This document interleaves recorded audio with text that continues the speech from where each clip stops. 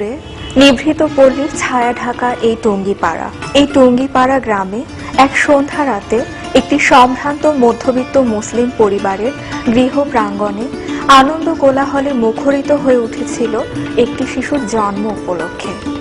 এই দিনটি ছিল 17 মার্চ 1920 খ্রিস্টাব্দ, বাংলা 20 চৈত্র 1327 মঙ্গলবার।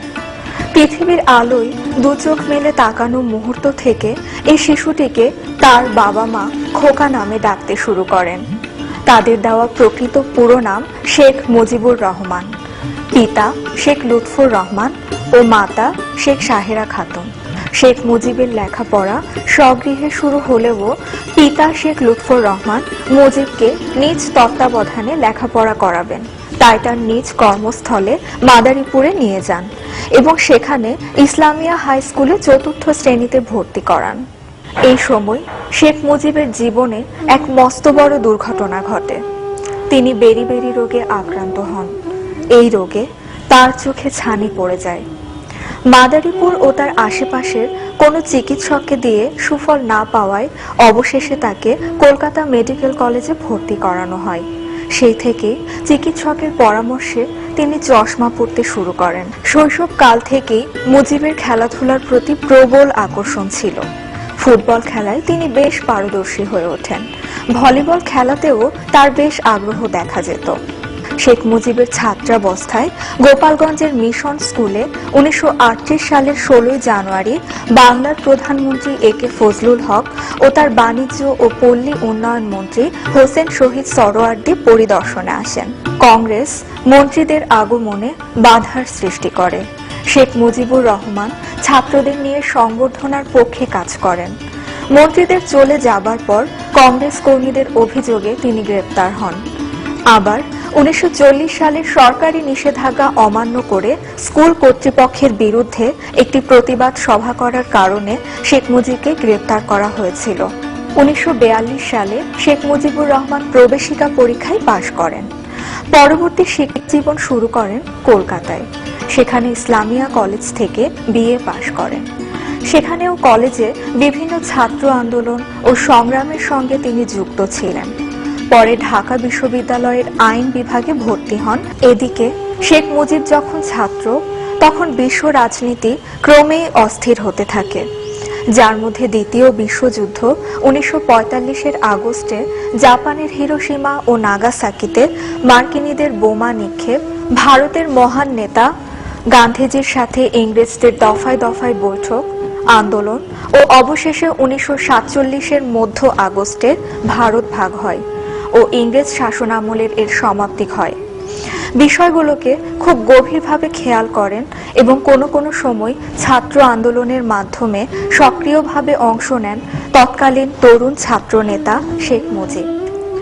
1100 মাইলের ব্যবধান সত্ত্বেও তৎকালীন পূর্ব পাকিস্তানের 60 কোটি মানুষ ভেবেছিল পশ্চিম পাকিস্তানের নেতৃত্বাধীন শাসনের তারা মুসলিম পরিচয় সমুন্নত রেখে সুখ, শান্তি ও সমৃদ্ধির মধ্যে বসবাস করতে পারবে। কিন্তু শীঘ্রই বাঙালির সে স্বপ্নে ছাই ঢেলে দেয় পাকিস্তানি শাসক গোষ্ঠী। আর তাই প্রথমে তারা আঘাত করতে চাইল বাঙালির হাজার বছরের ঐতিহ্যে লালিত মায়ের মুখের ভাষা বাংলাকে।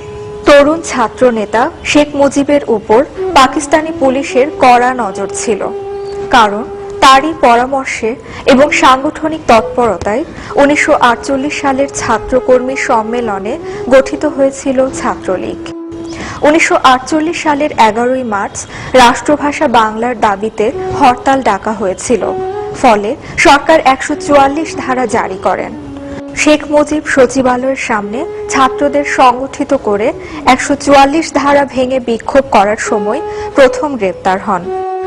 1948 সালের মার্চের শেষের দিকে পাকিস্তানের মোহাম্মদ আলী জিন্নাহ পাকিস্তানের রাষ্ট্রভাষা একমাত্র উর্দু হবে বলে ঘোষণা দিলে শেখ মুজিব সঙ্গে সঙ্গে প্রতিবাদে ফেটে পড়েন।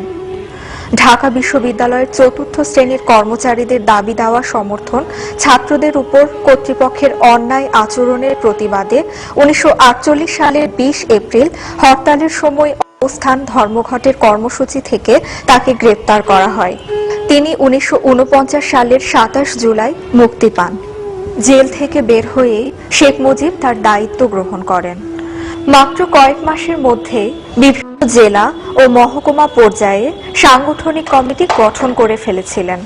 ঢাকায় মৌলানা আব্দুল হামিদ খান ভাসানীর সাথে বিভিন্ন রাজনৈতিক কর্মকাণ্ডে অংশ নিতে থাকলেও কিছুদিনের মধ্যেই তিনি পশ্চিম পাকিস্তানে তার দীক্ষাগুরু সরোয়ার্দির করাচির বাসভবনে আত্মগোপন করেন। এখানে তিনি 1950 সালের 1 জানুয়ারি পর্যন্ত অবস্থান করেছিলেন। এ সময় তিনি পাকিস্তানের রাজনীতি, পূর্ববঙ্গে অবস্থান এবং গণতন্ত্র ও জাতীয়তাবাদ সম্পর্কে অনেক জ্ঞান লাভ করেন। ওই দিন ঢাকায় ফিরে এলে বিমানবন্দরেই তাকে গ্রেফতার করা হয়েছিল। 1952 সালের 21 ফেব্রুয়ারি রাষ্ট্রভাষা বাংলার দাবি আদায়ের জন্য হরতাল কর্মসূচি নেওয়া হয়। বন্দী অবস্থায় শেখ মুজিব ঢাকা মেডিকেল কলেজে চিকিৎসার সুযোগ করে নেন এবং সরকারের 144 ধারা ভাঙার জন্য পরামর্শ দিতে থাকেন। গোয়েন্দা বাহিনী এটা বুঝতে পেরে 1952 সালের 20 ফেব্রুয়ারি একটি মামলার জন্য ফরিদপুর জেলে পাঠিয়ে দেয়। এদিকে ঢাকায় ছাত্রদের বুকের রক্তে রচিত হয় ভাষা আন্দোলনের ইতিহাস, গড়ে ওঠে শহীদ মিনার।